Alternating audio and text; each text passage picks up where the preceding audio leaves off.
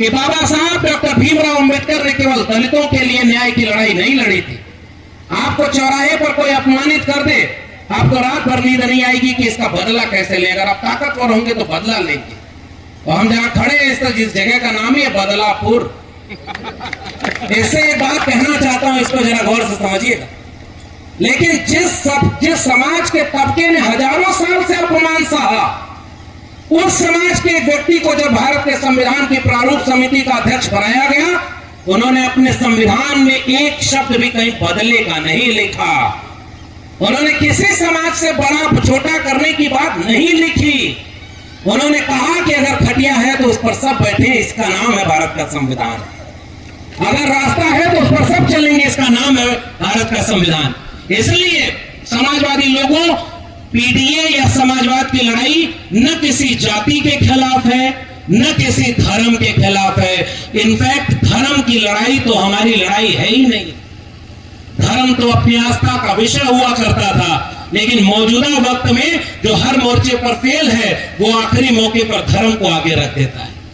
और धर्म के नाम पर वोट, धर्म के नाम पर चुनाव नहीं, काम के नाम पर वोट होना चाहिए। वो जब अपनी बात कहेंगी तो उसे विस्तार से कहेंगी। मैं केवल एक बात इसमें बस कहना चाहता हूं, चूंकि ये महिला महापंचायत है, महिलाओं के बिना पीडीए अधूरा है। पुरुषों की क्रांति घर के दहलीज के बाहर रुक जाती है, और एक महिला अगर विचारधारा से लैस हो, अपनी समझदारी और हक के लड़ाई के लिए जागरूक हो जाए, तो वो घर के भीतर चौकी चौराहे पर नहीं, चौराहे से लेकर के चूल्हे तक बैठ करके परिवार को भीतर से मजबूत करती है, और वो सबसे स्थायी बदलाव किसी भी समाज का होता है। बाबा साहब डॉक्टर भीमराव अंबेडकर ने कहा था कि मैं किसी भी समाज की तरक्की इस बात से तय करना हूं कि उस समाज में महिलाओं की स्थिति क्या है। इसलिए याद रखना, संविधान नहीं था तो पढ़ने का हक सबको नहीं था। संविधान नहीं था तो सब चौराहे पर जाकर के नौकरी नहीं, सम्मान नहीं, अधिकार नहीं, पढ़ाई का हक नहीं। संविधान आया तो सब बराबर का हक मिला। संविधान इसलिए हमारी एकमात्र, हमारे को राष्ट्रीय अध्यक्ष जी बार बार कहते हैं, संविधान ही संजीवनी है, संविधान ही रक्षक है। पीडीए इस संविधान की रक्षा करेगा और संविधान ही पीडीए की रक्षा करेगा। इसलिए न्यूनतम सहमति पर अधिकतम एकता बनाने का से काम चलने लगा। अभी हमारे समाज को इसी की जरूरत है, और नाक छोटी करके दिल बड़ा करने की जरूरत है। न्यूनतम सहमति पर अधिकतम एकता बनाने का वक्त है। मान लीजिए मैं एक आपसे गुजारिश कर रहा हूं, पिछड़े समाज के लोगों, दलित समाज के लोगों, आधी आबादी के लोगों, अल्पसंख्यक लोगों, याद रखना पीडीए और जो समाजवादी आंदोलन है इस समय क्या चाहता है आपसे। ये समाजवादी आंदोलन चाहता है कि 10 में से 8 बातें हमारी एक जैसी अगर हैं, और एक दो जगह कोई बात नहीं किसी से मेल खाई, कोई बात नहीं, जब आग लगी हो, गांव है ये, कुछ दिन बाद गेहूं की फसलें पक जाएंगी, और गांव के लोगों हमसे बेहतर आप भी जानते होंगे कि जब पके हुए गेहूं के फसल में कई बार दुर्घटना से आग लग जाती है। तो जब ये गेहूं जलने लगता है और हवा चल रही हो, आग फैलने लगे, तो बताइए ये जब आग लगती है तो मेड़ पहचानती है क्या कि किसका खेत है, किस जाति का खेत है, किस बिरादरी का खेत है, किसकी अच्छी फसल है, किसकी खराब फसल है? आग पहचानती नहीं। मैं हिंदी का विद्यार्थी रहा हूं, एक बार एक पेड़ पर आग लगी तो वहां जो पक्षी थे वो कुछ पक्षी उड़ गए, थोड़े बहुत बचे रहे। और समाजवादी ये पैगाम देकर मैं अपनी बात खत्म करूंगा। हमारे हिंदी के कवि ने कविता लिखी और इसी में मेरा संदेश है। बहुत लंबा भाषण देने का वक्त नहीं है। वक्त यह है कि एकजुट कैसे हो जाएं। वक्त यह है कि जो पैगाम राष्ट्रीय अध्यक्ष जी का है कि डॉक्टर राम मनोहर लोहिया और डॉक्टर भीमराव अंबेडकर एक होना चाहते थे। 1956 में चिट्ठी लिखी थी दोनों ने।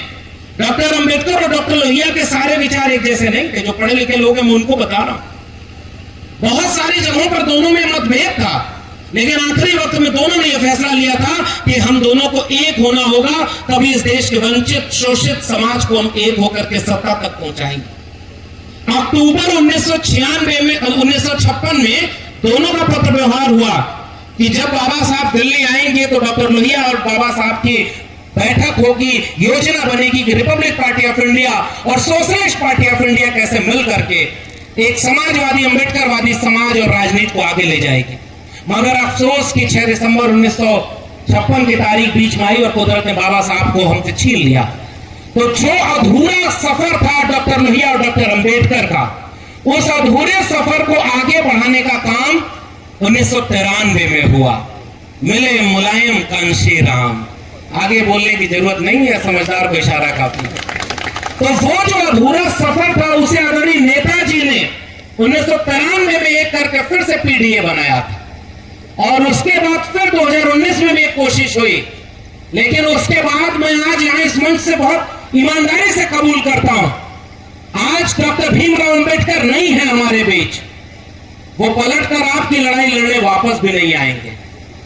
आज डॉक्टर राम मनोहर लोहिया नहीं है आपके बीच और जातियों में टुकड़ों में बांट दिया गया हमारे समाज को। हमसे बेहतर आप जानते हैं, छोटे छोटे लोगों को आपस में लड़ाया जा रहा है कि ओबीसी के लोग ओबीसी से लड़ जाएं, दलित के लोग दलित से लड़ जाएं।